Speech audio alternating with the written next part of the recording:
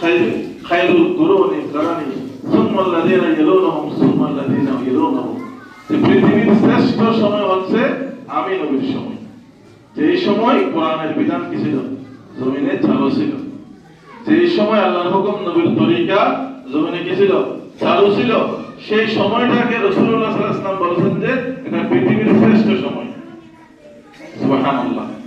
সুতরাং আল্লাহ রাসূল সাল্লাল্লাহু আলাইহি ওয়াসাল্লাম যখন দুনিয়া থেকে চলে যাচ্ছেন, বিদায় হজ্জের ভাষণে, দশম হিজরিতে বিদায় হজ্জের ভাষণে আরাফাতের ময়দানে 1,20,000 সাহাবীর সামনে রাসূলুল্লাহ সাল্লাল্লাহু আলাইহি ওয়াসাল্লাম যে ভাষণ দিয়েছিলেন সেখানে বলেছেন, তারাকতু ফীকুম আমরাইন লান তাদিল্লু মা তামাসসাকতুম বিহিমা কিতাবাল্লাহি ওয়া সুন্নাত রাসূলিহি।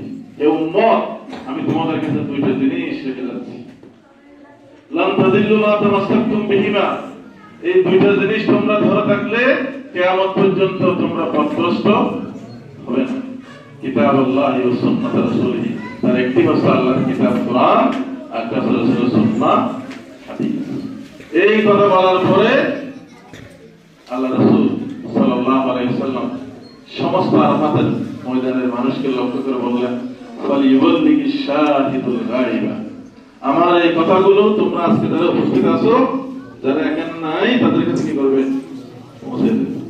আপনারা কি সেখানে ছিলেন? আলেমদের দায়িত্ব হচ্ছে ওই আল্লাহ রাসূলের ওয়াদা অনুযায়ী আল্লাহ রাসূলের কথাগুলো আপনাদের কাছে পৌঁছে দেবে। এই জন্য আলেম ওলামাগুলো পৌঁছে দিচ্ছে, আমরা পৌঁছে দিচ্ছি, আমরা দায়িত্ব পালন করতেছি যে আল্লাহ রাসূল কিয়ামত পর্যন্ত উম্মতের